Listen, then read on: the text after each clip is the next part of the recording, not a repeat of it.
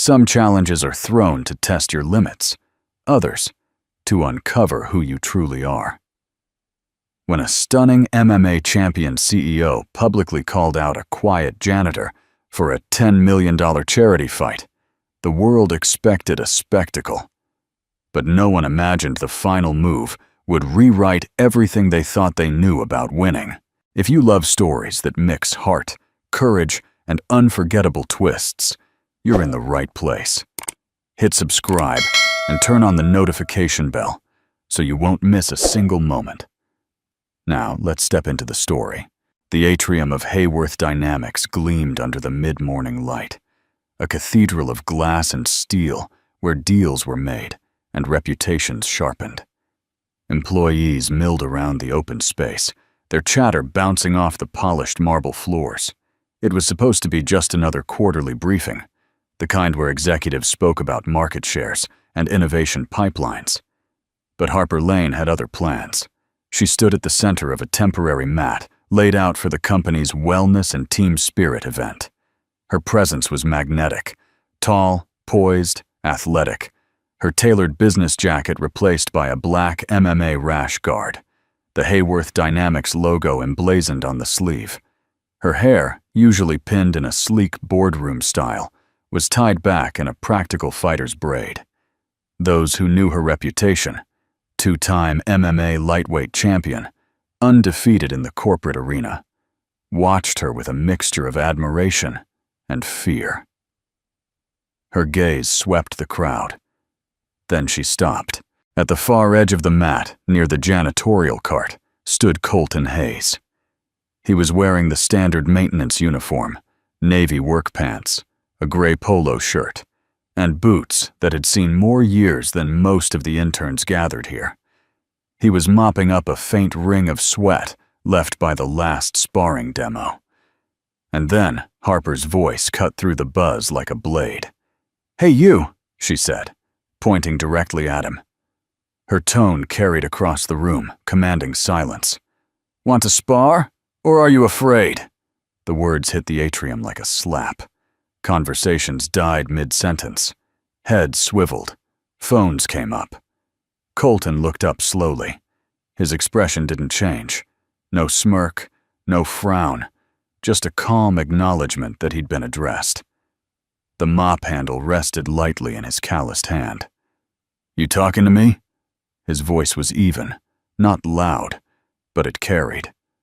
A ripple of laughter moved through the onlookers. "This is going to be good," someone whispered. Another murmured, "She's gonna destroy him." "I am," Harper replied, stepping aside and motioning toward the mat. "Come on, just for fun." The word hung in the air, edged with challenge. Colton's eyes flicked over the crowd, then back to Harper. Slowly, deliberately, he leaned the mop against the wall, wiped his hands on a folded towel from the cart, and walked toward the center of the mat. The employees closed in, forming a ring of anticipation. Phones recorded from every angle. Harper bounced lightly on the balls of her feet, rolling her shoulders, the predator's grin tugging at the corner of her lips. "Ever done this before?" she asked. Colton stopped a few feet away from her. "A while ago," he said simply. No referee, no announcer, just two people on the mat and an audience ready for spectacle. Harper stepped forward, offering her hand. "Touch gloves?" Colton took it, not with the limp uncertainty of a novice, but with a measured firmness, as if noting her balance through that brief contact. His grip released without a word. The room seemed to shrink. Harper moved first, a testing jab of her lead hand toward his shoulder. Colton didn't flinch. He shifted his weight almost imperceptibly, letting her strike glance past as though the air between them had thickened. A flicker of surprise crossed her face. She circled, light on her feet, then tried a low kick, aiming to disrupt his stance. Again, he adjusted just enough to neutralize it. No dramatic block, no counterattack, just a quiet refusal to be moved. The crowd chuckled nervously. "Come on, Harper," someone called. She feinted a clinch, sliding her arm in for control. That's when Colton moved, not aggressively, but with a precision that made the motion look almost casual. His hips turned, guiding her momentum past him. His hand touched her elbow, barely more than a tap, and the next instant, her balance was gone. It happened in a blink. One moment, Harper was pressing forward, sure-footed. The next, the floor was rising toward her. She hit the mat on her side, the sound of her body meeting the canvas sharp in the hushed room. No one laughed this time. Harper stayed down for a heartbeat longer than necessary, her eyes locked on the ceiling. She wasn't hurt, not physically, but the impact rattled more than her ribs. Colton stepped back, giving her space. He didn't gloat. He didn't offer a hand. He simply stood, posture relaxed, breathing steady, as if the entire thing had been nothing more than adjusting a picture frame on a wall. The only sound was the faint hum of the air conditioning. Then, a single voice whispered, "What just happened?" Harper pushed herself up, brushing a strand of hair back from her face. She rose to her feet without taking her eyes off him. "Where'd you learn that?" she asked, her voice quieter now, less a challenge, more an inquiry. Colton met her gaze, his tone still calm. "A long time ago." The answer was maddeningly vague. She studied him for another second, then gave a tight smile. "Well," she said, turning back toward the watching employees. "Consider that our warm-up, but the energy in the room had shifted. The crowd wasn't looking at her anymore. They were looking at him, at the man who'd just walked onto the mat with nothing but work boots and quiet confidence, and walked away, leaving the undefeated Harper Lane on the ground. Colton picked up his mop, returned to the edge of the mat, and resumed where he had left off, as if nothing had happened. Harper stood in the center, her heartbeat loud in her ears. She told herself it was just a slip, just bad footing. But deep down, a question took root, stubborn and unmahable. Who exactly was Colton Hayes? The applause that never came haunted Harper Lane more than the fall itself. In the elevator up to the executive floor, she watched her reflection in the brushed steel. Composed jawline, fighter's braid, no tremor in the hands. A CEO again. A champion. The doors opened to the glass and oak sanctum of the 20th floor, and the performance resumed. "Send me everything on Colton Hayes," she told her assistant without breaking stride. "Employment file, references, anything public. Yesterday would be great." "Yes, Ms. Lane." She shut the office door softly. Alone, the quiet had weight. Harper leaned both palms on the desk and reclined into a breath the way she had been taught. 4 counts in, 4 out, before opening her laptop. Emails multiplied in the corner like dragonflies. Wellness event highlights. Great morale boost. Interesting moment on the mat. Corporate euphemisms for what everyone had just seen. Her phone buzzed. A text from the COO, Howard Drake. "Great show. Maybe next time pick someone with fewer surprises." A winking emoji followed, smug even in monochrome. She ignored it and clicked into the security feed archive, scrubbing to the moment when the room settled and the cameras caught the shift. The way he had touched her elbow, like a breeze redirecting a sail. The way the floor rose to meet her. She watched the fall 3 times. Slow motion, then frame by frame. There was no malice in his movement, no triumph after, just precision and restraint. The knock came 10 minutes later. "Come," she said. Her assistant entered with a thin manila folder and the apologetic expression of someone bringing a glass of water during a wildfire. "I'm sorry, Ms. Lane. There's very little." Harper opened the folder. Maintenance onboarding. Background check. Clean. Emergency contact. Evan Hayes. Son. No social media. No listed certifications. No HR flags. 6 months tenure. That was it. "Everyone leaves a trail," Harper murmured. "Not him," the assistant said, then hesitated. "There's one more thing. The footage is already circulating, but not the official angle." Harper's eyes lifted. "Circulating where?" "In Slack threads, private group chats. Someone clipped a 9-second version." He set a tablet on her desk and pressed play. The video opened mid-motion, Harper advancing, Colton nearly still. Then the quick turn, the soft collapse, the collective inhale. No sound, no context. A watermark from a random employee's phone in the corner. The caption read, "When the janitor teaches the champ humility." Harper felt heat crowd her neck. "Who posted it?" "We're tracking that. It's jumping. Memes already." He swallowed. "Some are defending you. Others say you staged it. A handful say you lost a step." Harper forced a smile that never reached her eyes. "Lock down the official footage. If we release anything, it will be the full context." When the assistant left, Harper stared through the floor-to-ceiling windows at the city that had rewarded her control with quarterly increases and glowing profiles. Below, the atrium receded into a glossy postcard. From here, nothing shook. Her phone buzzed again. "Howard, PR thinks we should get ahead of this. Maybe frame it as a teaching moment? Ego versus discipline. You love that line." Another text before she could reply. "Also, facilities says Hayes is assigned to the West Wing this week. Want him moved? Optics and all." Harper typed, then deleted. She was not going to banish a man because a clip went viral within a building. She would not be that kind of leader. Not today.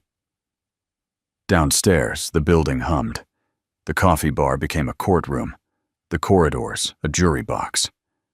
In the open-plan engineering bay, a half-dozen developers debated over cold brew and whispers. "She threw it," one insisted. "You could see her feet. She let him redirect." "Are you kidding? She got swept," another countered. "He barely touched her, and she went over like it was physics, not force." A product manager scrolled through the 9-second clip and shook her head. "These angles lie. Where's the beginning? Where's the handshake? She probably set him up to make a point." "Point made," a voice said from the aisle. "We just don't know whose." In HR, someone suggested a training series. Bias on the mat. Seeing the invisible. In finance, the CFO quipped in a private thread, "If he can sweep our CEO, maybe he can sweep our vendor contracts." Laughter emoji storms followed. And yet, in quieter corners, the tide ran the other way. A mailroom clerk replayed the clip and felt a tug of recognition. The way his father used to move in the garage, careful and strong, after the service had taken and given and taken again.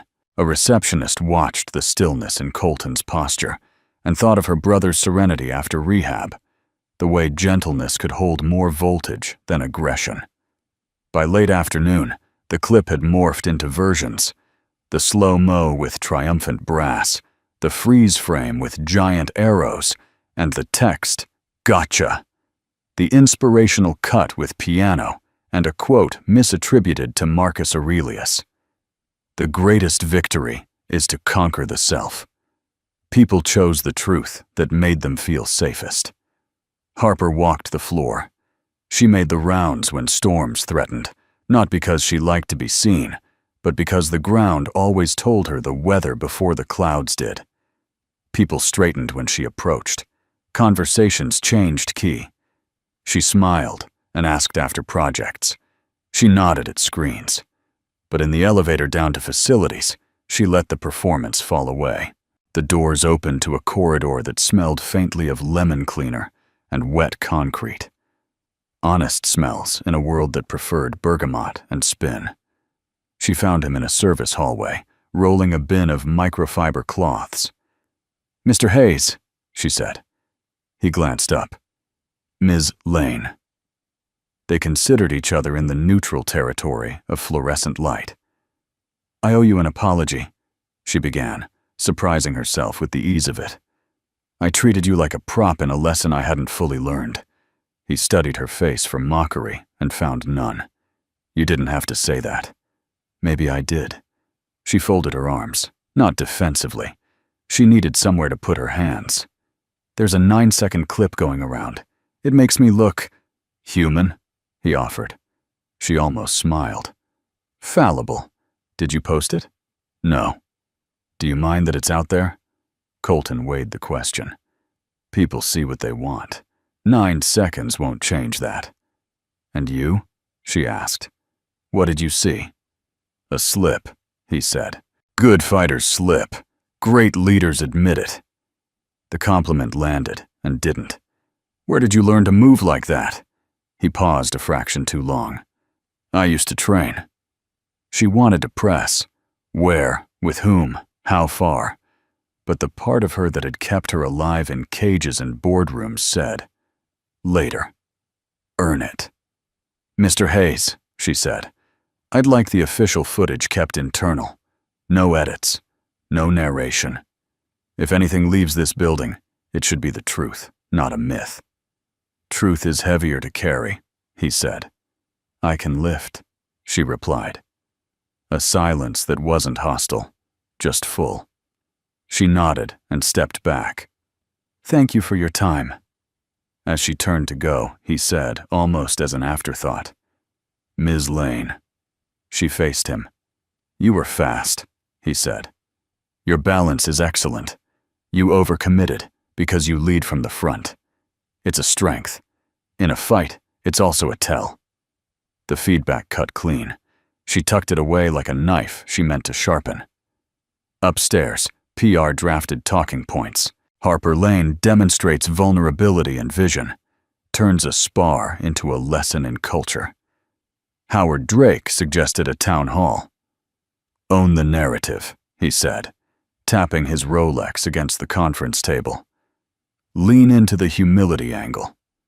"Or," Harper replied, "we could stop calling it an angle." He blinked as if she'd spoken another language. By evening, the building exhaled. Most lights dimmed. A few glowed stubborn in engineering.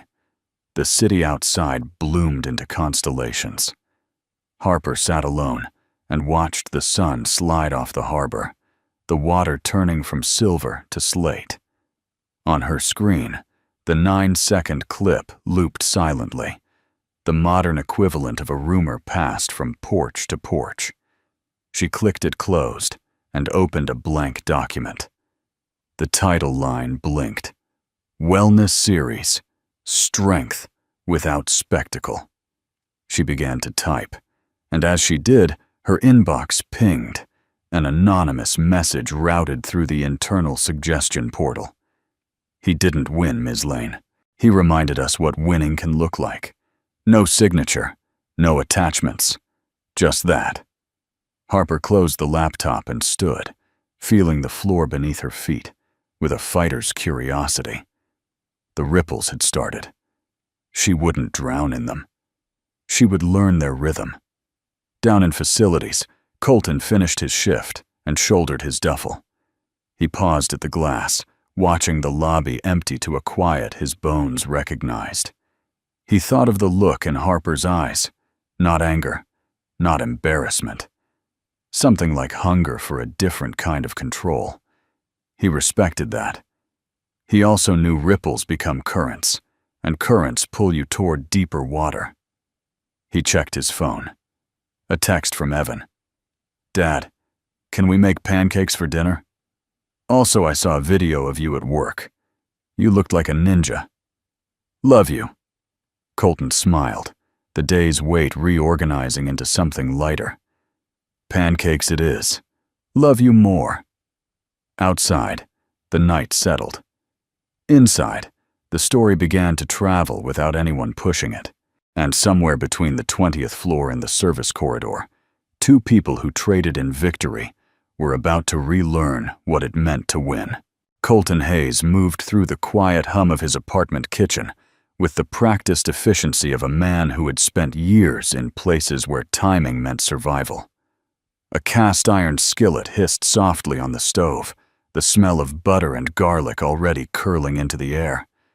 Evan sat at the small wooden table, elbows planted, chin resting on his hands as he worked his way through a math worksheet. 10 more minutes, Colton said, turning the chicken breast in the pan with a flick of the wrist. Then we eat. Evan's pencil scratched against paper. Can we still watch The Incredibles tonight? If homework's done. Colton tasted the sauce, adjusted the salt. The ritual of it, the warmth, the sizzle, the small talk, was a kind of therapy. Here, in this space, the world narrowed to one room, one boy, one life. And that was how he liked it. But the tattoos on his forearms, half hidden beneath rolled sleeves, told other stories. So did the faint scar at his jawline, and the way he kept the apartment's front door double-locked, even during daylight. After dinner, Evan launched himself onto the couch, remote in hand. Colton joined him, a beer in one hand, his other arm draped casually along the back cushion. The movie started, bright colors splashing across the room. Evan laughed freely, the way kids do when they haven't yet learned to ration joy. Colton smiled, but his mind wandered. To sand and dust, to the thump of rotor blades, to cages, both the ones made of chain link in MMA gyms and the ones you could never see, but always feel. He had been 25 when he walked away from it all, the deployments, the fight contracts, the chase for a title belt that could have been his. One wrong choice, one moment of hesitation in a sparring session, had rewritten everything. And some nights, the silence in this apartment carried the echoes of that moment back to him. Across the city, in a penthouse lit by warm amber lamps, Harper Lane sat with a half-finished glass of Merlot, her phone screen glowing against her palm. She was not scrolling for distraction. She was reading the same message over and over. "Harper," the text began. "I saw your little match at the office. Didn't know you had Colton Hayes mopping your floors. It was from Jenna Ruiz, an old teammate from her earliest MMA days." Harper's fingers tightened around the stem of her glass. "You know who he is, right?" The next bubble read. "That's the same Colton from the Blake incident. 12 years ago. Camp Redwood. Hunter never fought again after that." The Blake incident. Harper's stomach knotted. Hunter Blake, her first serious love. The boy who had trained beside her, bled beside her, dreamed with her. The boy whose career had ended on a mat with doctors kneeling over him, neck braced, eyes wide with pain. Back then, the details had been a fog of rumors. Some blamed a bad fall. Some whispered about a dirty hit in training. Officially, it was an accident. Unofficially, the gym split into factions, each convinced of its own truth. Harper had chosen to believe Hunter's version, that the other fighter, a newcomer named Colton Hayes, had been reckless, maybe even aggressive. She hadn't thought about Colton in years, not until he'd stood on that corporate mat and swept her off her feet like he'd been born to it. Her phone buzzed again. "I'm not saying go to war," Jenna's text read. "But if I were you, I'd want answers." Harper stood, pacing to the floor-to-ceiling window. The skyline glittered below, indifferent. She replayed the spar in her mind, slowing the moment of the sweep. There had been no cruelty in it, no gloating, but there had been precision, and that precision was dangerous. She drained the wine, set the glass down with more force than necessary, and grabbed her jacket. The streets between her penthouse and Colton's neighborhood were two different worlds. Harper's driver threaded the black sedan past gleaming storefronts, then into blocks where the neon dimmed and the sidewalks cracked. She asked him to stop a block early, preferring to walk the last stretch. Colton's building was a low rise of faded brick, its front stoop lit by a single bulb that hummed faintly. She didn't see him outside, but a glance through the windows told her enough. Warm lamplight, the shape of a boy laughing on a couch, the silhouette of a man moving toward the kitchen. She didn't knock. Not yet. Instead, she leaned against the brick wall opposite, watching. The Colton Hayes she remembered from whispered stories was a shadowy figure in a cautionary tale. The one she'd just sparred with was calm, measured. Which one was real? A part of her, a part she didn't like, hoped for confrontation. That would be simpler. Anger was easier than doubt. From inside, she heard faint strains of movie dialogue and the low rumble of Colton's voice. The domesticity of it unsettled her more than any fight could. She whispered into the night, her breath clouding in the cool air. "You won't hide behind a mop forever, Colton Hayes." The words weren't for him, not yet. They were for herself. A promise, a warning. And somewhere inside that apartment, Colton glanced toward the window as if he'd felt something, an old instinct pricking the air, telling him the past had just found his address. The news broke on a bright Thursday morning, splashed across sports blogs, MMA forums, and the financial pages alike. A charity MMA event with a staggering $10 million purse for veterans' causes. It was the kind of figure that made both fight fans and philanthropists sit up straight. The venue would be Madison Square Garden. The date, 2 months away. The lineup, still forming. By the time Harper Lane walked into the press conference at the Midtown Athletic Center, every camera lens in the room was already trained on her.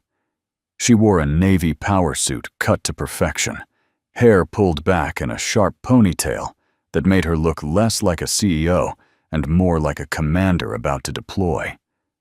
Reporters leaned forward as she approached the podium, the flash of bulbs peppering her with light. Harper didn't bother with pleasantries. "This event," she began, her voice firm, "is about more than just combat sports. It's about honoring those who served, men and women, who put their lives on the line, often without recognition, and I intend to fight in it." That, in itself, was headline-worthy. An active corporate CEO stepping into the cage for charity. But she wasn't done. She let the pause hang just long enough for tension to coil in the air. "And I already know who I want in the opposite corner." She smiled faintly, though there was steel in it. "Colton Hayes." A ripple moved through the room, reporters shifting in seats, camera operators zooming in. Someone in the back muttered, "Isn't he the janitor from her company?" "I've seen what he can do," Harper continued, deliberately keeping her tone even. "And I think the public deserves to see it too. It's for a good cause. He'll have my respect, win or lose, if he steps into the cage with me." The questions erupted instantly. "Is this personal? What's the history between you two? Does he even fight professionally?" But Harper simply raised her hand and left the podium, letting the speculation feed itself. By the time the clip hit the internet, Colton was already at work, pushing a cleaning cart down an empty hallway. The echo of his boots on the tile was steady, unhurried, until his phone vibrated in his pocket. It was a text from Joe, an old army buddy. "Man, "You're trending." Colton frowned, clicking the link. There it was. Harper at the podium, her voice clear, her gaze direct. The words Colton Hayes practically leapt out of the captions. The video had been up for less than 2 hours and already had hundreds of thousands of views. The comments ranged from amused disbelief, "She's calling out the janitor?" to fervent curiosity, "I saw that office spar. Guy's legit." Colton didn't bother replying to Joe. He just locked the phone and went back to work, his expression unreadable. By the end of the day, 2 reporters had tried to ambush him in the lobby, one from Sports Illustrated, another from a local news affiliate. He walked past them without slowing, ignoring the shouted questions. When Harper's assistant finally tracked him down in the staff break room, she was out of breath. "She says it's for a good cause. She says she'll make sure you're taken care of. What do I tell her?" Colton didn't look up from the sandwich he was making. Tell her no. That night, in their modest apartment, Evan was sprawled on the living room rug, building a precarious tower of Lego bricks. Colton sat on the couch, reading a paperback, the spine bent from years of travel. "Dad," Evan said suddenly, not looking up from his construction. "Were you on TV today?" Colton raised an eyebrow. "Why?" "Ben's brother showed us a video at school. Some lady said she wanted to fight you." Colton exhaled slowly. "It's not a fight, and I'm not doing it." Evan paused, the Lego brick in his hand hovering mid-air. "Why not?" "Because it's not important." Evan finally looked up, his eyes serious in a way that made him seem older than 9. "You always tell me you have to protect what's important. Isn't this about protecting you?" The question hung in the air.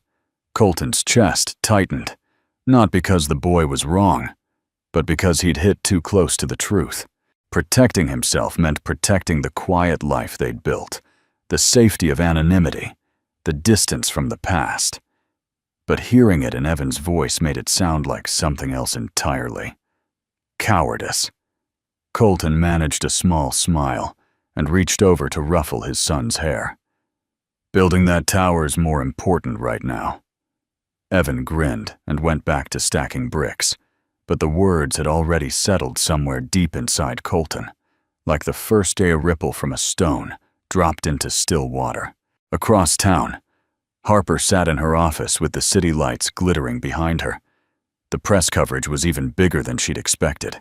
Sports analysts debating Colton's potential, veterans groups applauding the charity angle, gossip blogs salivating over the CEO versus janitor narrative. She didn't care about the noise. What she cared about was the flash in Colton's eyes during their spar, the unspoken history that made his refusal sting. This wasn't just about the $10 million. This was about answers. She leaned back in her chair, folding her arms. "You can say no all you want, Hayes," she murmured to the empty room, "but you and I both know this isn't over." And somewhere in a small apartment across the city, Colton stared at the ceiling long after Evan had fallen asleep, that same thought gnawing at him. This wasn't over. By Monday morning, the boardroom of Lane Global felt less like a place of business and more like a crucible. The tension was invisible, but suffocating. Polished mahogany table, gleaming skyline beyond the windows, and the heavy perfume of power struggles lingering in the air. Harper sat at the head of the table, back straight, eyes cool. She could feel the undercurrent before Howard Drake even opened his mouth. The COO's smile was the same as always, thin, pleasant, and sharp enough to cut glass. "I think we have a perception problem," Howard began, his tone light but laced with intent. "You publicly challenge your janitor to a fight. He refuses, and now the press is having a field day. Memes, hashtags, you name it. I'm sure you've seen the latest. Hashtag mop and run is trending." A few board members chuckled under their breath. Harper didn't. Howard swiped a tablet, projecting a slideshow onto the wall. Images of Colton, one in his maintenance uniform, one mid-spar in the grainy office footage, flickered past. They were paired with sarcastic captions. "Fight or flight. This janitor chose flight. Mop in hand. Heart in the broom closet." Howard's voice was syrupy as he continued. "Now, I'm sure you meant well. Charity, veterans, all noble causes. But if the public sees you as the CEO who picked on the help, or worse, the CEO who couldn't get the help to accept a challenge, well, shareholders might have questions." The message was clear. Her authority was in play. Harper locked eyes with him, her jaw tightening. "Noted, Howard," she said evenly. But inside, she felt the weight of the trap tightening around her. Across the city, Colton was fixing a leaky faucet in an empty office suite when his phone buzzed. This time, he didn't need to open the link to know what it was. He'd seen the images on social media already, his face plastered onto action movie posters, onto cartoons of janitors sweeping up a knocked-out MMA fighter. He ignored it, but the internet had a way of seeping into the real world. At 3:15 that afternoon, Evan came trudging out of school slower than usual. Colton spotted him from the car and waved. Evan didn't wave back. When he slid into the passenger seat, he kept his eyes on his backpack zipper. "Everything okay?" Colton asked. Evan shrugged. "Just some kids being stupid." Colton waited. They were showing that video again, the one of the lady asking you to fight. "They said you didn't do it 'cause you're scared. Said my dad's just a janitor who cleans up other people's messes." Colton's grip tightened on the steering wheel, the tendons in his forearms standing out like cords. "What did you say?" "I told them you weren't scared, that you've done stuff they couldn't even imagine. But they laughed." Evan's voice wavered, and he quickly looked out the window. "It's just, they don't know you." Colton exhaled through his nose, steadying himself. "You know me," he said finally. "That's what matters." But as they drove home, the words didn't sit right. Evan had defended him with conviction, and yet the boy's small shoulders were hunched, as if bracing against a storm. Colton felt something shift inside. A pressure point pressed not by Harper, not by the media, but by the quiet disappointment in his own son's eyes. Meanwhile, Harper's PR team was running overtime, trying to contain the narrative. Every time they stamped out one meme, 3 more appeared. One particularly popular image had Harper in full fight gear, facing off against a cartoon janitor, holding a mop like a spear.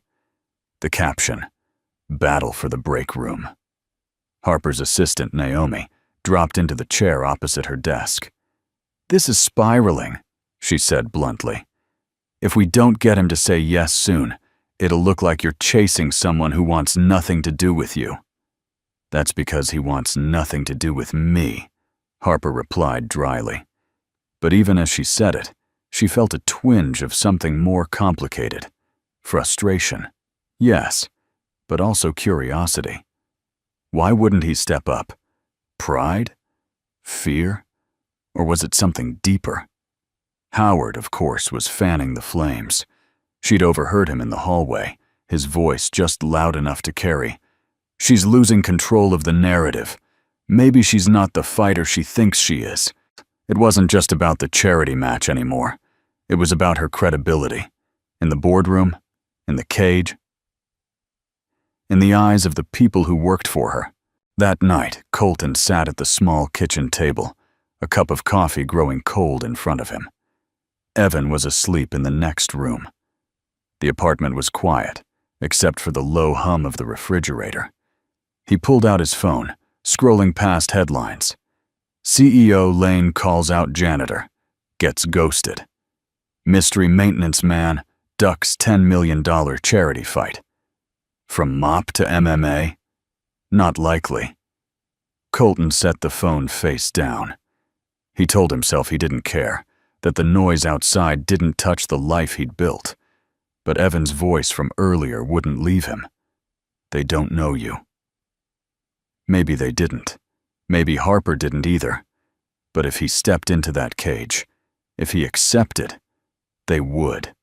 And that, Colton realized with a grim twist of irony, might be exactly what he was afraid of. The MMA gym was quiet when Colton stepped inside. Too quiet for a place meant for combat. The scent of leather, disinfectant, and sweat lingered in the air. The low hum of the ventilation system filled the space between the rhythmic thuds of gloves against heavy bags. Harper was there in the center of the mat, hair tied back tight, black training gear hugging her frame like a second skin. She moved with precision, fast, efficient combinations that cracked against her sparring partner's pads. Her voice was clipped, cold, and unyielding as she barked corrections. "No! Pivot on the cross. Don't just throw it. Again! Faster!" The young fighter obeyed, but Harper stopped him mid-combination, physically adjusting his stance with a firm grip. There was no malice in her tone, but no warmth either. Only a relentless demand for perfection. Colton stayed near the doorway, arms crossed. He'd come to give her his final answer. No cameras, no press, just a clean break from this ridiculous circus. But as he watched, something shifted inside him. Her command, her sharp focus, the tension in the air. It all blurred into a memory. The desert heat pressed down like a living thing. Sand stung his eyes. He was back in that makeshift training ground, barking orders at younger soldiers who were too green to understand how fast the world could turn on them. Again, you don't stop until it's muscle memory. The air had smelled of dust and gun oil then, but the weight in his chest now was the same, and with it came the memory of failure. The one mission that had gone sideways, the one that had cost a man his career and almost his life. He blinked, and Harper's voice snapped him back. She finally noticed him and waved off her partner. "Decided to face me without an audience this time?" she said, tossing her gloves aside. "I came to tell you no. For good," Colton replied. His voice was even, but inside, Evan's words gnawed at him. "They don't know you." Harper smirked, grabbing a towel from the bench. "That's what you came all the way here for? To say no again? You could have texted." "I figured I owed you a face-to-face." She stepped closer, her expression sharpening. "You're afraid." Colton's jaw tightened, but he didn't take the bait. "You want to think that? Go ahead. I'm not stepping into a cage to play your PR game." Harper tilted her head. "It's not just PR. It's $10 million for a cause that matters. Or does that not matter to you?" Colton's eyes flickered. He knew exactly what $10 million could do for veteran families. Housing, therapy, scholarships. He'd seen too many brothers in arms come home to nothing. And then he thought of Evan, standing small in the shadow of his classmates' laughter. The decision hit him before he realized he was making it. "All right," he said finally, his voice like gravel. "I'll do it." Harper's eyebrows lifted. "You'll... what?" "I'll fight you, but on one condition. If I win, every cent of that prize goes to the Veteran Families Relief Fund. No split, no overhead, no fancy gala. Straight to the people who need it." She studied him, arms folded, as if measuring whether he was serious. "And if I win? You can keep your PR victory, and the money goes wherever you planned." A slow smile curved her lips, not smug, but something more dangerous. "Deal." She extended her hand. Colton didn't take it right away. He stepped closer, closing the space between them until her reflection filled his pupils. "But know this, Harper. This isn't for you, and it's not for the cameras. This is for something bigger. So don't expect me to pull my punches." Her smile didn't fade. "Good. I'd be insulted if you did. Their handshake was firm, almost a clash in itself. The moment their palms met, Harper felt it. The quiet force behind his grip, the kind that didn't need to be loud to be lethal. Colton, for his part, felt the steel in hers. It wasn't just a match anymore. It was a reckoning. That night, Colton returned home to find Evan sitting at the kitchen table with his math homework spread out. The boy looked up, curiosity flickering in his eyes. "Did you tell her no?" Evan asked. Colton hesitated, then let a slow smile tug at his lips. "Not exactly." Evan blinked. "Wait, you mean... you better start thinking about what you're gonna wear to the biggest fight night this town's ever seen." Evan grinned, wide and unguarded.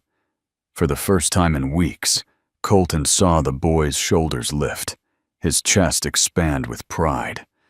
And in that moment, Colton knew.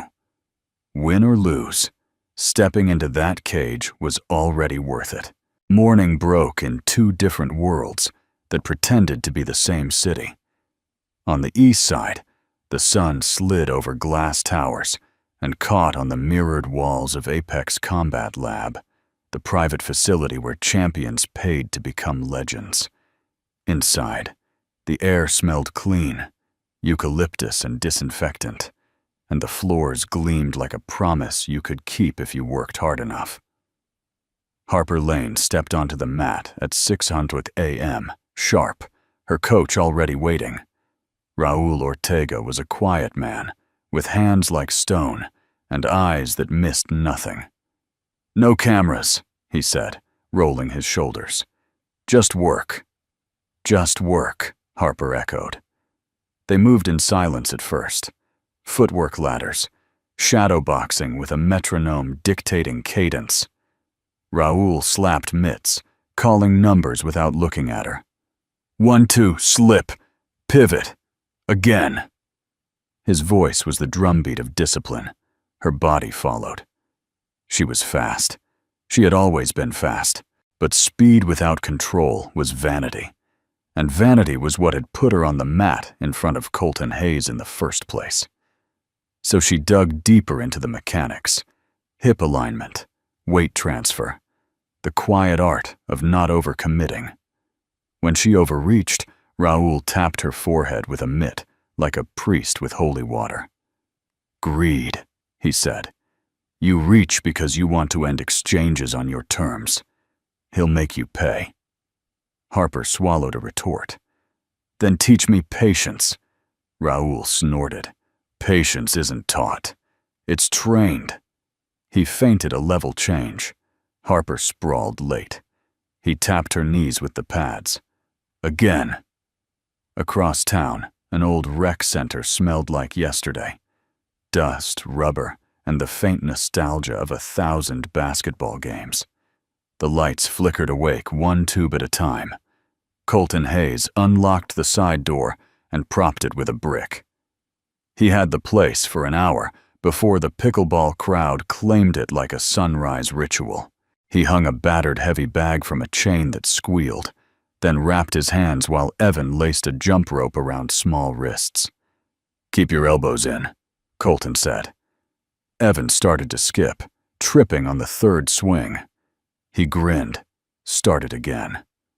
Colton worked the bag at an unhurried tempo.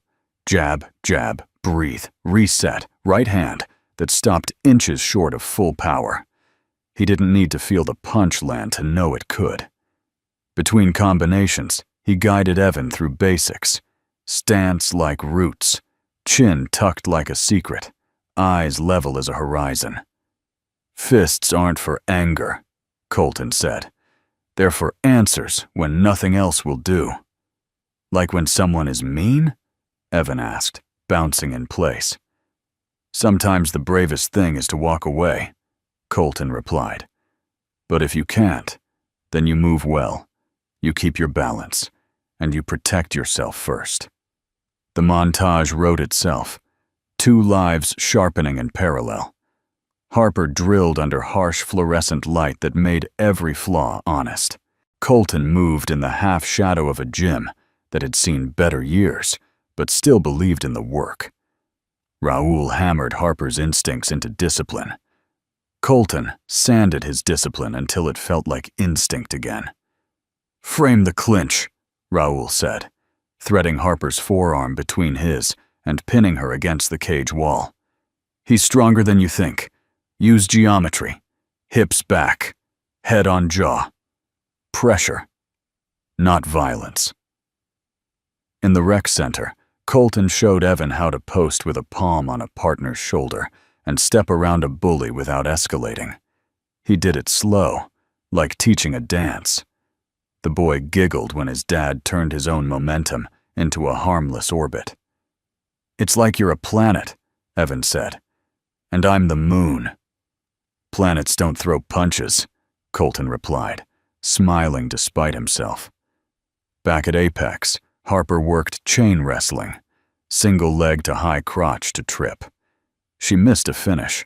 Raoul stuffed her and cranked a crossface that made stars prick at the edges of her vision. "You'll get hit," he said, letting go. "You'll want to fight back with pride. Pride leaks gas from your tank. Thin your ego. Thickness in your defense, not your story." "Thin my ego," Harper repeated, more to herself than to him. She thought of 9 seconds that had eaten a day of her life. She thought of a janitor who had moved like water and left her holding the shape of her own aggression. She thought of a 12-year-old memory with Hunter Blake, all swagger and grit, telling her the mat never lied. "Again," she said, and Raoul nodded. At the rec center, Colton paused, hands on hips, breath steady. He watched Evan climb the pull-up bar like it was a jungle gym. There was joy in the boy's movement that no coach could manufacture. It was the kind that survived playgrounds and pandemics and the slow weathering of a home where money was a guest, not a resident. "Dad?" Evan said between pulls. "Yeah? If you win," Evan asked, dropping back to the ground and wiping his forehead with the hem of his t-shirt. "Could we buy Grandpa's old dojo back?" Colton blinked. The question drifted to him like a paper boat floating down a current he hadn't realized was still moving. His father's dojo, a storefront with faded signage, and a bell that rang like a laugh when the door opened. He remembered the smell of canvas and tiger balm, the old men who stayed late to argue about honor like it was a living thing. The dojo had closed when bills became bigger than memories. "Where'd you hear about that?" Colton asked softly. "Grandma told me once," Evan said. "She said you learned your first punch there. She said you learned to say sorry there, too." Colton chuckled, something tight unwinding in his chest. "Yeah," he said. "Both of those are true." Evan's eyes were bright with conspiracy. "We could fix it up. You could teach kids, not just fighting, like the balance stuff. We could put a sign that says, 'No bullies, no brags.'" Colton looked away, so the boy wouldn't see his eyes shine. In his mind, he saw the dojo's cracked mirror replaced, the scuffed mats reborn, the afternoon light slanting through blinds as laughter and effort shared the same air. "If we win," he said finally, voice roughened, "we'll see what we can do." He didn't add what he felt, that some things were too sacred to be bought back, that some were waiting to be invited home. Evan nodded like a promise had been made. "Okay, I'll help sweep." "You and me both," Colton said, and the words felt like an oath. Back at Apex, Harper finished a brutal round on the assault bike, lungs burning, legs screaming. Raoul stood with a stopwatch, bored as a metronome. At the beep, he tossed her a medicine ball. "Wall throws. Power comes from the floor. Your hands just deliver the message." She slammed the ball against the wall, catching it on the rebound. With each throw, she imagined anger exploding and returning as something she could hold without flinching. She imagined headlines turning to hush, hush turning to a respect that didn't need her approval.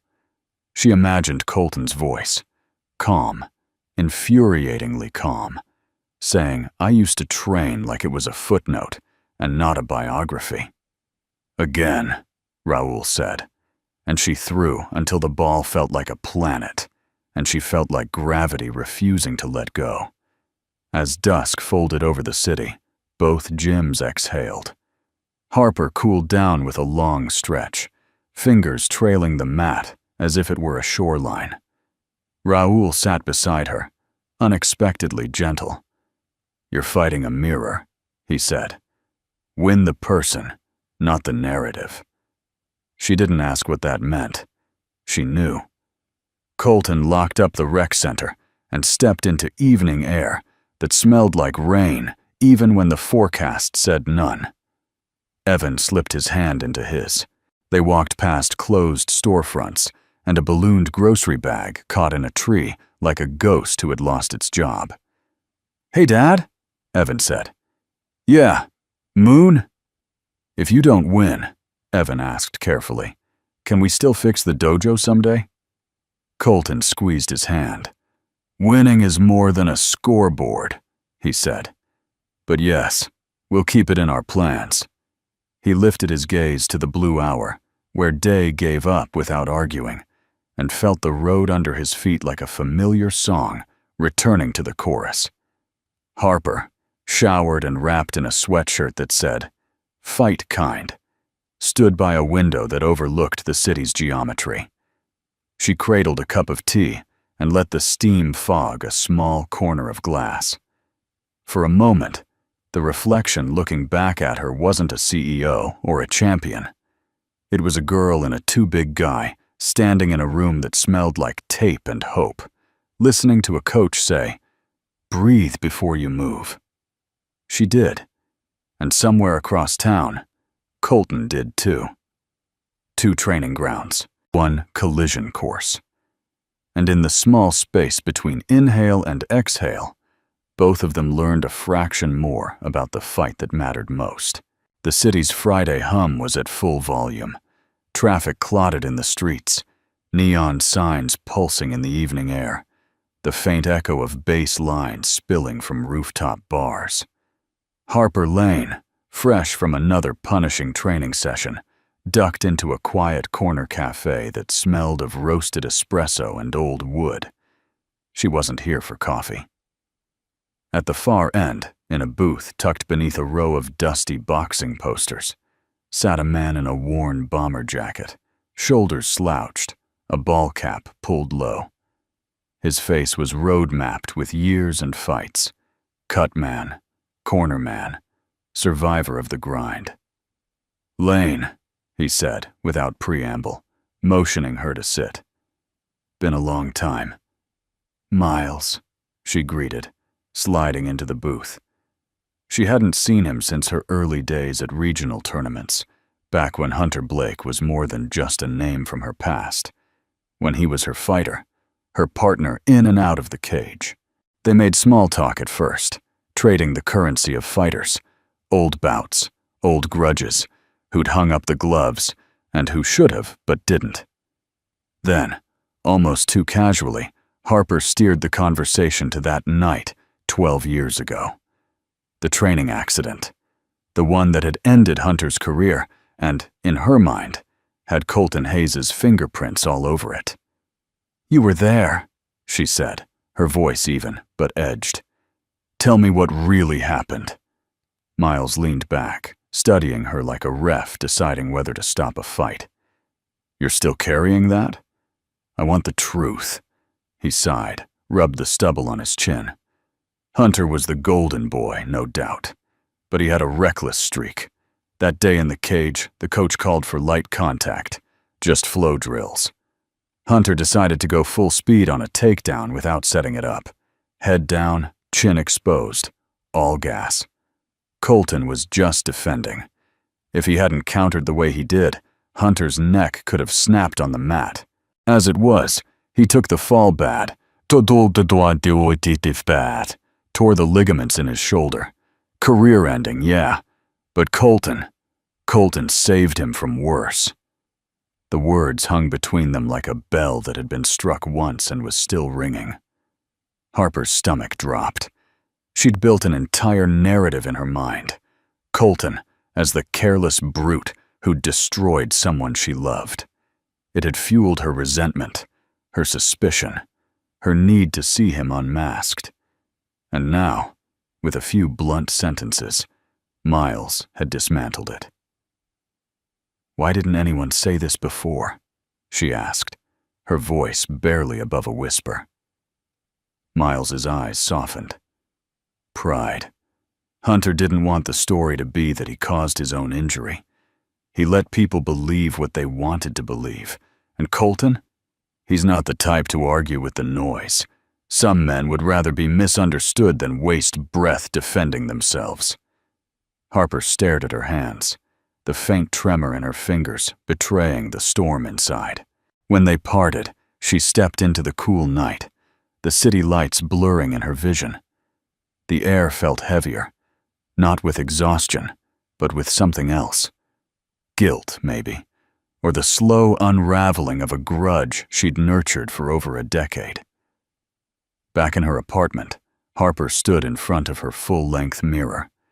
She'd left the overhead lights off, letting the room be lit only by the warm spill from a single lamp. Her reflection looked back, hair damp from the shower, sweatshirt loose over training shorts, jaw tight. She tilted her head, almost daring the image to flinch. "You're fighting for Hunter," she murmured to the woman in the glass. The reflection stayed silent. "Or," she said more quietly, "you're fighting for yourself." The silence felt like an answer. Memories flashed. Hunter laughing off bruises, telling her every fight was about proving you belonged. Her own first championship win, the roar of the crowd pouring into her like fire, the moment Colton had dropped her with a sweep, and the strange, infuriating respect in his eyes when he'd stepped back instead of pressing the advantage. Was this upcoming bout really about redemption? Or was it about ego? About her needing the last word in a story that Colton might not even think about anymore? She paced the length of her living room, the city skyline framed in her windows. The $10 million purse, the charity, the media circus. It was all noise, set dressing for something more personal. She realized, with a kind of quiet dread, that she didn't want to admit the truth. If Colton beat her, it wouldn't be because she was unprepared. It would be because he had always been the better fighter, and she had mistaken silence for weakness. She stopped in front of the mirror again. This time, she didn't speak. She just looked, at the set of her shoulders, the steadiness of her breathing, the woman she'd become. And beneath all the titles, all the corporate armor, she saw the fighter who still needed to know she could win without anyone else's shadow over her. The clock ticked. Somewhere out there, Colton was training in that quiet, disciplined way of his, probably not thinking about the storm in her chest.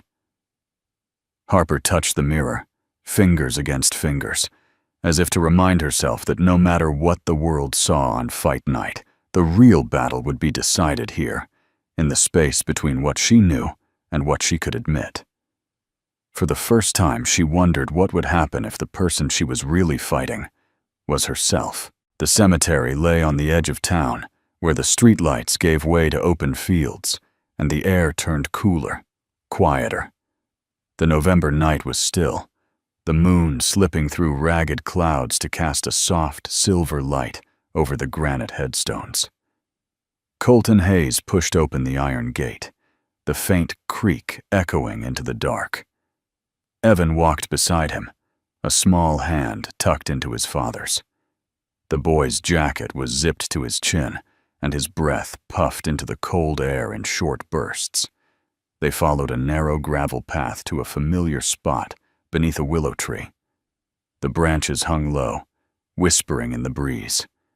There, a simple headstone stood, the inscription weathered but clear. Claire Hayes, beloved wife and mother. Colton crouched, brushing away a stray leaf from the base of the stone. He placed a small bouquet of wildflowers, Evan's choice, against the marble. Then he sat back on his heels, letting the silence stretch. Evan glanced up. "Do you talk to her when you come here?" Colton smiled faintly. "Every time." He shifted so that his knees bent, hands resting loosely on them. His gaze stayed fixed on the headstone, but his voice softened, as if meant for only one listener. "Claire," he said quietly, "it's been a while since I've had to step back into that world. You'd probably tell me I'm crazy. But tomorrow, I'm stepping into a fight. Not for glory, not for headlines, for him." Evan's small fingers tightened around his father's sleeve. Colton turned to his son. "Listen to me, kiddo. Tomorrow's about more than winning or losing. It's about showing you that no matter what life hands you, setbacks, losses, the hard knocks, you stand up, you try, you fight for what matters. And for me, that's you." Evan blinked hard, the moonlight catching in his eyes. "But I already am proud of you." The words hit Colton like a punch he hadn't braced for. He smiled, that slow, warm smile that started in his eyes. "Then I'm already ahead." They stayed for a while longer, speaking in low tones, about school, about memories of Claire, about nothing and everything. Eventually, Colton rose, brushing the damp from his knees. He gave the headstone one last nod, then took Evan's hand and led him back toward the gate. Across town, Harper Lane sat alone in her high-rise apartment. The city lights stretched out beneath her like a scatter of jewels. Her gear bag was packed by the door, gloves resting on top, their leather gleaming in the lamplight. She had been pacing for nearly an hour, unable to shake the tight coil of energy in her chest. When the knock came, it startled her. She crossed to the door, half expecting her coach or a delivery. Instead, there was no one, only a plain white envelope on the floor. No return address, no markings. She hesitated, then picked it up. Inside was a single sheet of cream-colored paper, the handwriting neat and deliberate. "Forgiveness holds more power than victory." No signature, no explanation. Harper stood in the doorway, the paper trembling slightly in her hand.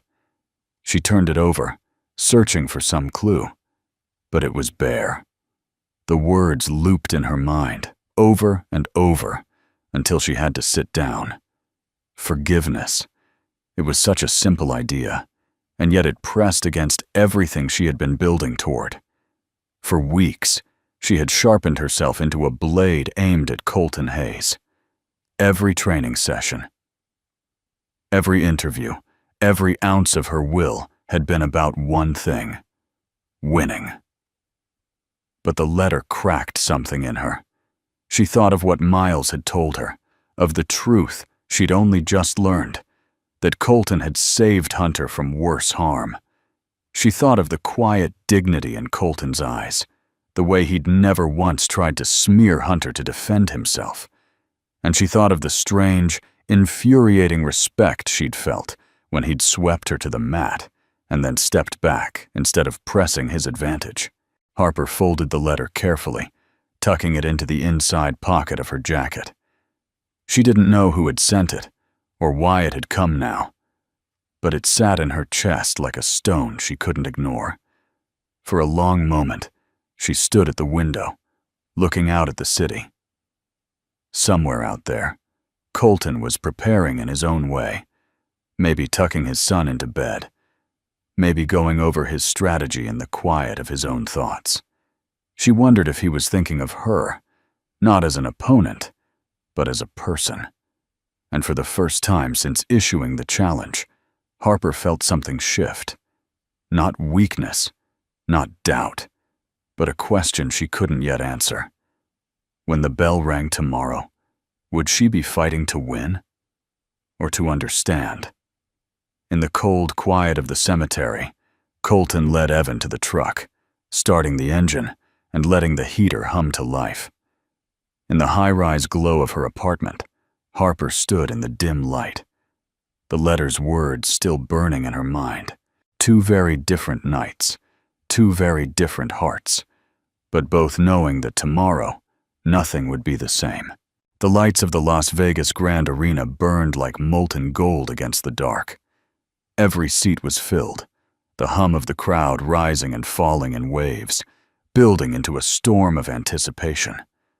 Outside the ring, the air was thick with the scent of adrenaline, tangy and electric.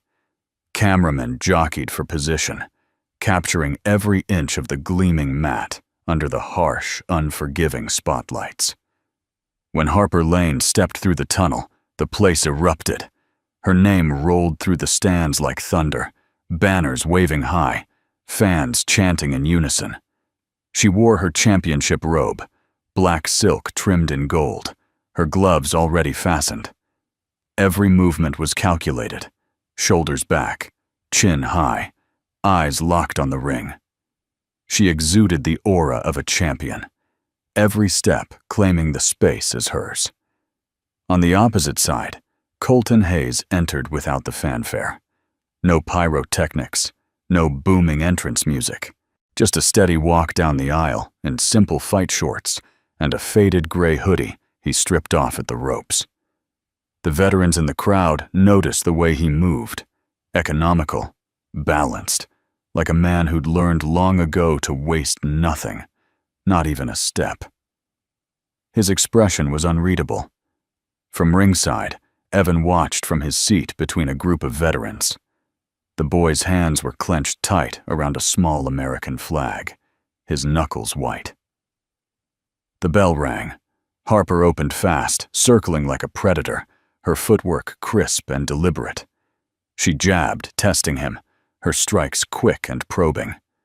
Colton blocked, shifted, slipped out of range without countering.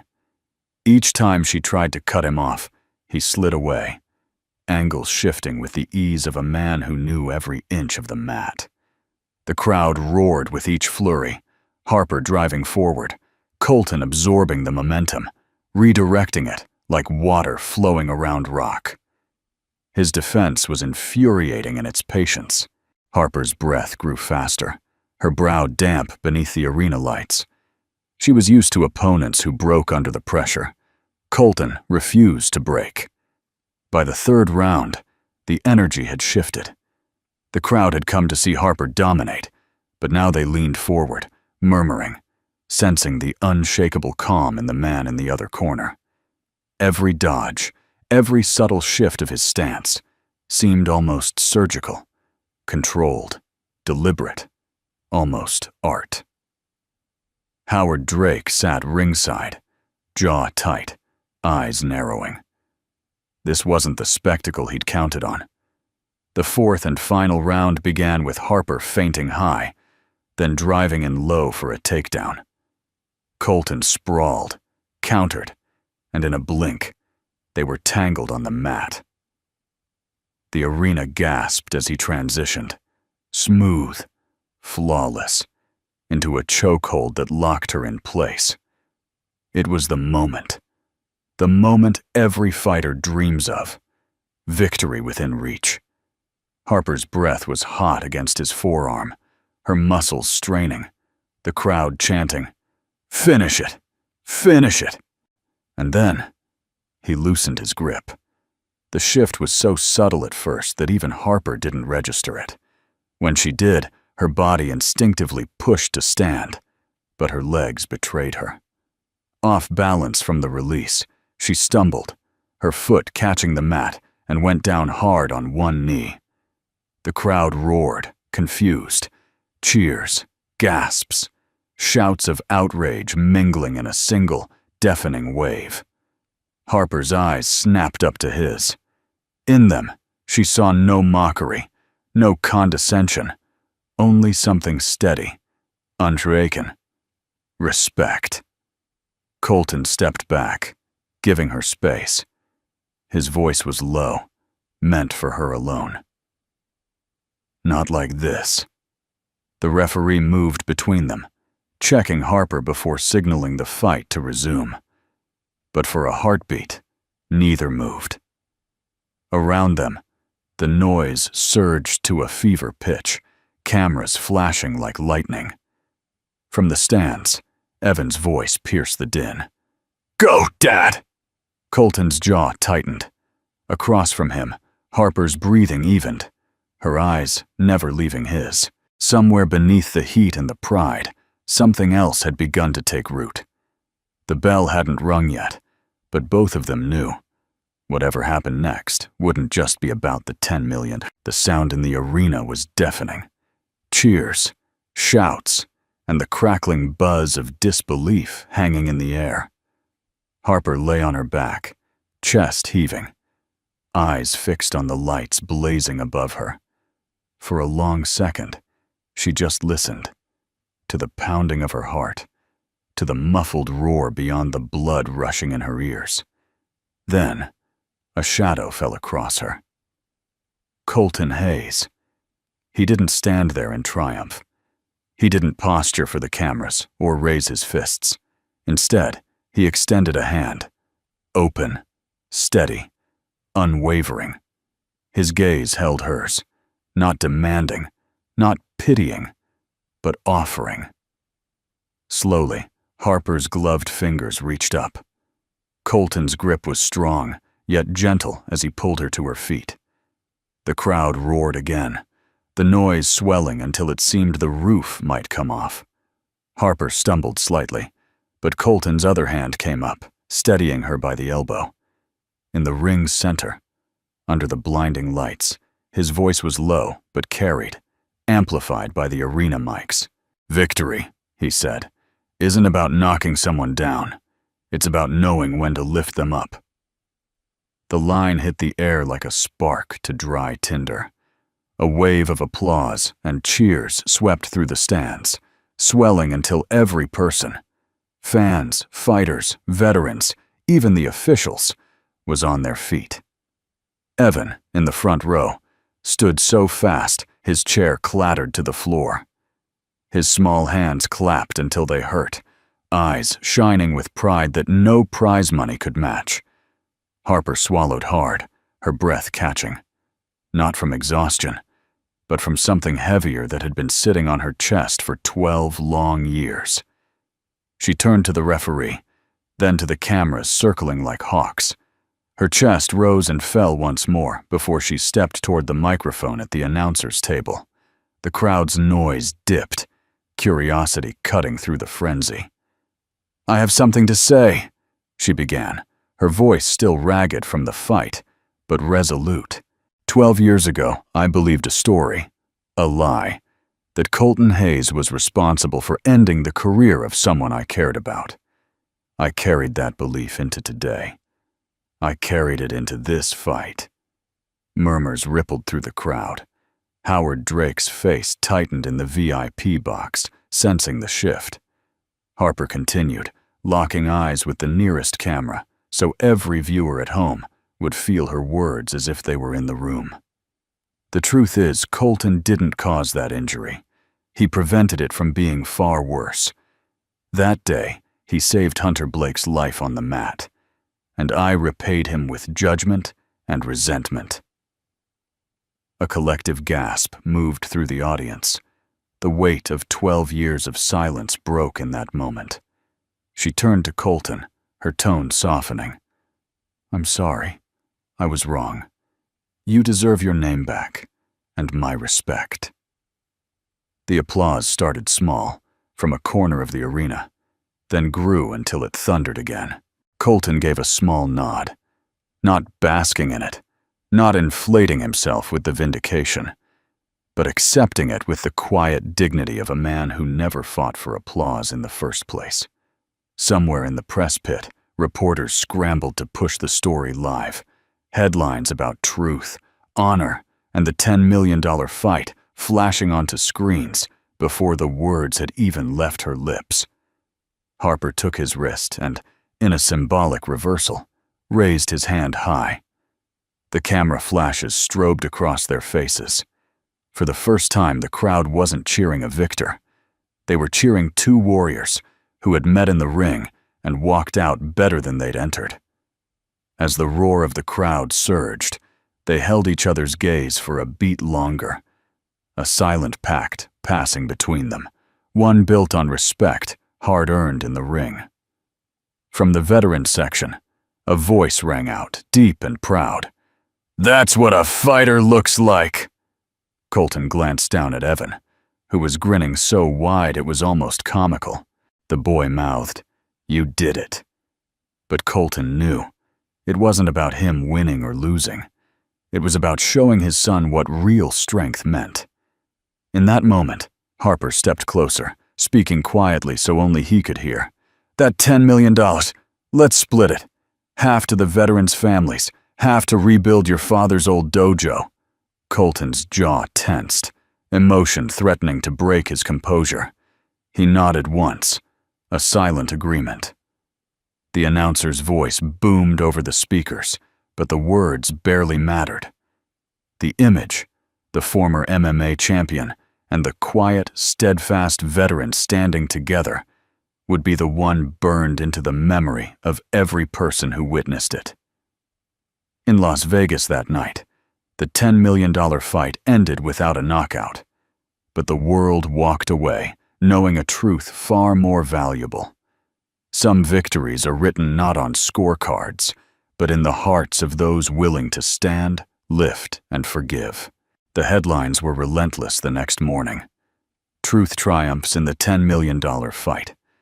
CEO admits fault. Veteran redeemed. And, perhaps the sweetest headline for Colton, Harper Lane and Colton Hayes to launch new MMA program for veterans. Howard Drake didn't survive the storm. By midday, the board convened an emergency meeting. His quiet campaign of manipulation, fanning the flames of public ridicule, distorting facts to push Harper toward a public fall, was laid bare. When the vote came, it wasn't even close. Howard left the building flanked by security, his eyes dark with the weight of a downfall he'd crafted with his own hands. In a tense boardroom showdown, Harper laid out every manipulation, emails, witness accounts, and the trail of his schemes until the silence from the directors became a verdict. Howard's confident smirk faded with each revelation, and when the unanimous vote came, his exit was swift and without ceremony. That same afternoon, Harper stood at the edge of the old industrial block, where the dust-covered sign of Hale's dojo still hung crooked over a locked steel door. She brushed her fingers over the faded lettering, imagining the sound of fists hitting pads, the laughter of kids on the mats, the kind of hope this place once held. Colton arrived a few minutes later, Evan trailing behind him with a grin too big to contain. "This place," Colton began, his voice carrying both nostalgia and hesitation, "was my father's life. Thought it'd stay closed forever." "It shouldn't," Harper said simply. "We can make it more than it ever was. A training center for veterans who need direction, and for kids who need something to believe in." Colton studied her, searching for any trace of pity or PR polish. He found none, only resolve. A small smile tugged at his lips. "You really think this will work?" "I don't think," she replied. "I know, but only if we do it together." Evan's eyes bounced between them. "Does that mean we're really opening it again?" "Yes," Harper said, crouching to his level. "And you, young man, are going to be our first official student." From behind her back, she pulled out a small box. Inside lay a pair of well-worn red boxing gloves, the leather scuffed and softened by years of use. Evan's mouth fell open. "These were mine," Harper said, holding them out. "They've been with me through every win, every loss, I want you to have them, to remind you that real strength isn't in how hard you can hit, but in knowing when to use it to protect someone. Evan touched the gloves as if they were made of glass.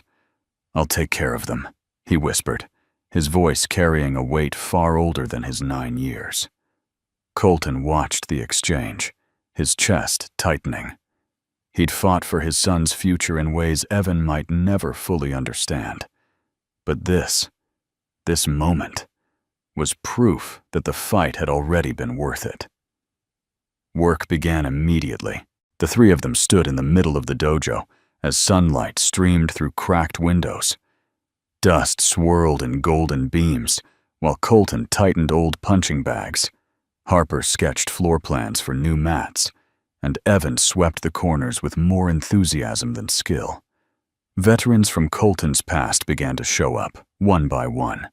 Some brought tools, others brought paint, and a few simply brought stories. The space came alive again, not just with the sound of gloves snapping against pads, but with laughter, purpose, and the steady heartbeat of community. By the time the sign out front was replaced, Hale's Dojo, home for veterans and youth, it was more than a gym. It was a promise kept. As they locked up one evening, Harper glanced at Colton, the corners of her lips curving into a rare, unguarded smile. "You know, for someone who didn't want to step into the ring, you've got a habit of changing the game." Colton chuckled, shaking his head. "Guess some fights are worth taking." They stepped out into the cooling twilight, Evan walking between them, one glove in each hand. The neon sign flickered to life behind them, casting a warm glow across the cracked sidewalk. For the first time in years, Colton didn't feel like he was carrying his past alone. And for Harper, the ring wasn't the only place she could prove herself. Some victories, they both realized, are measured not by trophies, but by the lives changed in their wake. The gym buzzed with the hum of life again. Fresh mats lay rolled out across the floor, their scent still sharp, mingling with the faint aroma of polished wood and clean leather. Sunlight spilled through the wide front windows, striking the center of the room where Colton Hayes stood, feet planted, posture steady, eyes scanning the semicircle of men, women, and children gathered around him. "Balance," he said, his voice calm, but carrying an unshakable weight. "Isn't just about where your feet are. It's about where your mind is. Lose your temper, you lose your ground. Keep your center. Keep your control." He demonstrated slowly, his movements deliberate and precise, almost meditative. Each step, each pivot, each controlled exhale was an unspoken lesson in discipline. At the edge of the mat, Harper Lane stood, not as the high-heeled CEO who once commanded boardrooms, but as a student, her hair tied back, gloves hanging loosely from her wrists. Her eyes followed every move, her brow furrowed in concentration. The pride that once bristled in her stance had softened into something quieter, more open. Colton caught her gaze briefly. No challenge, no rivalry, just a simple acknowledgement. Two people standing on the same side now.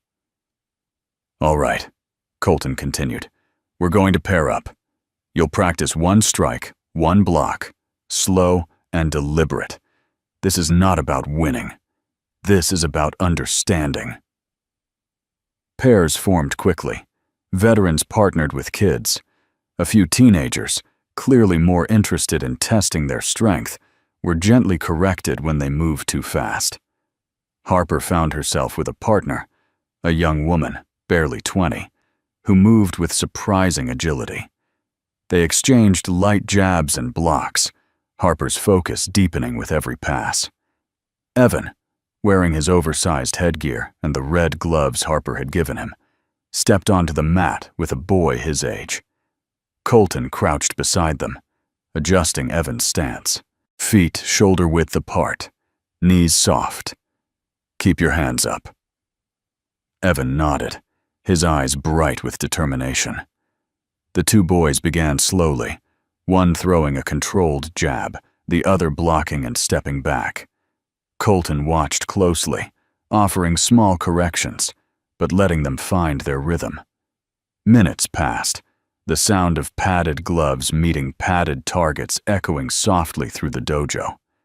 And then, it happened. Evan's opponent feinted left. Evan didn't flinch. Instead, he pivoted perfectly, absorbing the motion and redirecting it, just as Colton had taught. The boy stumbled slightly, more from surprise than impact, and Evan held his stance, poised, calm, not rushing to finish the move. It was flawless. Harper, watching from across the mat, caught Colton's eye at the exact moment he looked at her.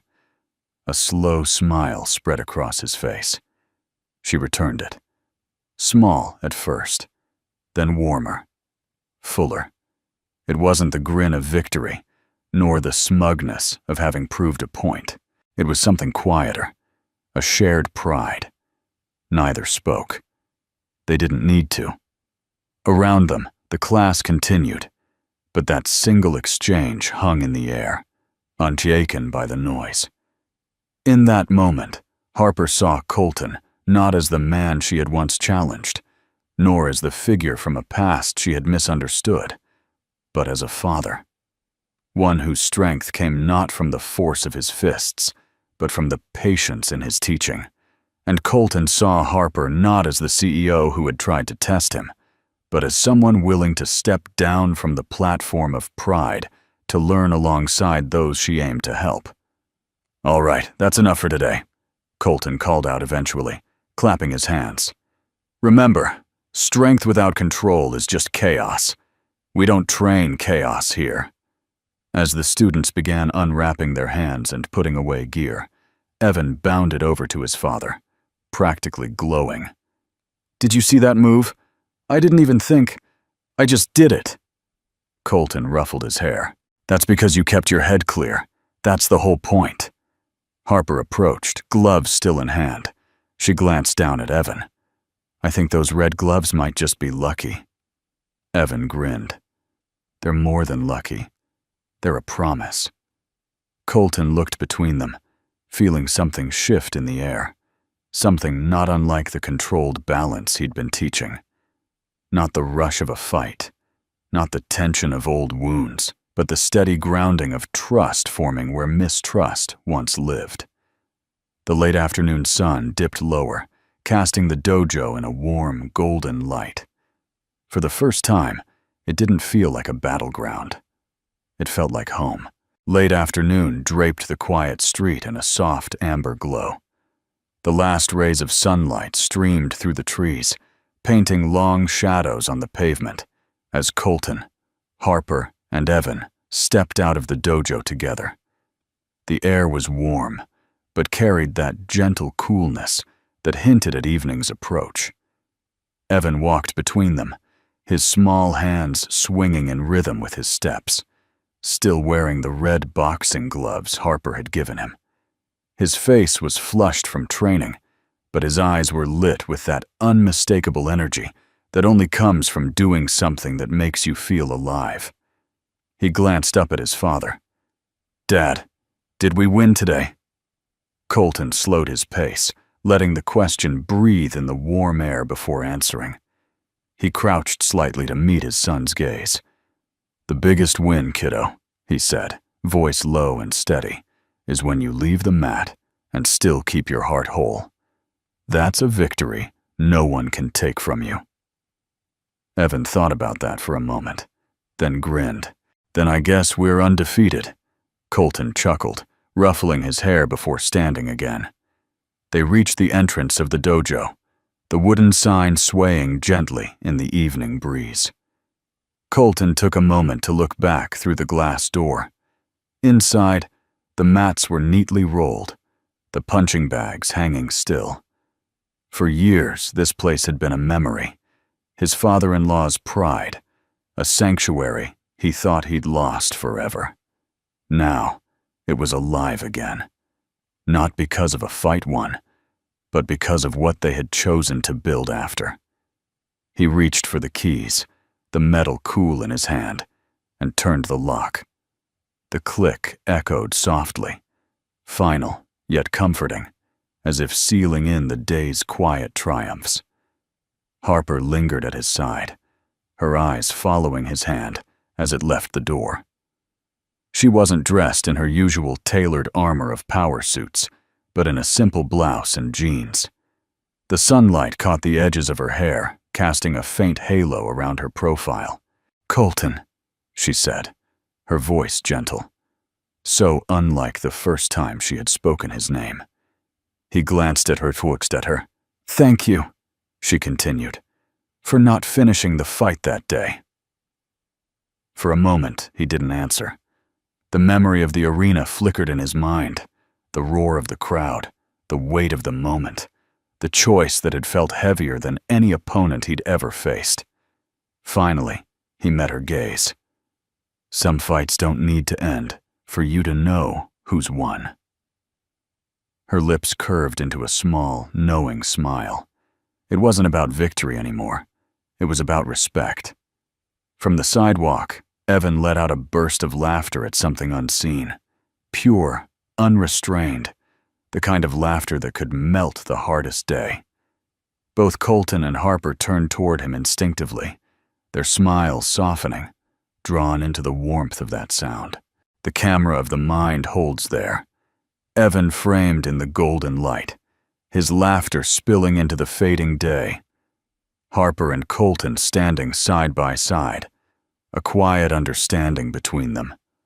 The locked dojo behind them, no longer a place of loss, but a foundation for whatever came next. The sunlight thinned into a burnished gold as they began walking again, the three silhouettes stretching across the sidewalk, unhurried. Some victories come with belts and trophies. Others are written in the ease of your stride when you walk away, knowing you've kept your dignity, your compassion, and your heart intact. As the screen fades, Evan's laughter lingers, carried into the twilight, a sound that promises more than triumph. It promises peace. Here's a warm, audience-friendly outro tailored for a mature YouTube audience. Before we say goodbye, I'd love to know, where in the world are you watching from today? Drop your city or country in the comments below. I truly enjoy reading your stories. And if this tale touched your heart, I'd be honored if you subscribed and joined our little community here. That way, you'll never miss the next story we share together. From the bottom of my heart, thank you for spending your time with me today. Your support means more than words can say. Until next time, take care, stay well, and may kindness always find its way to you.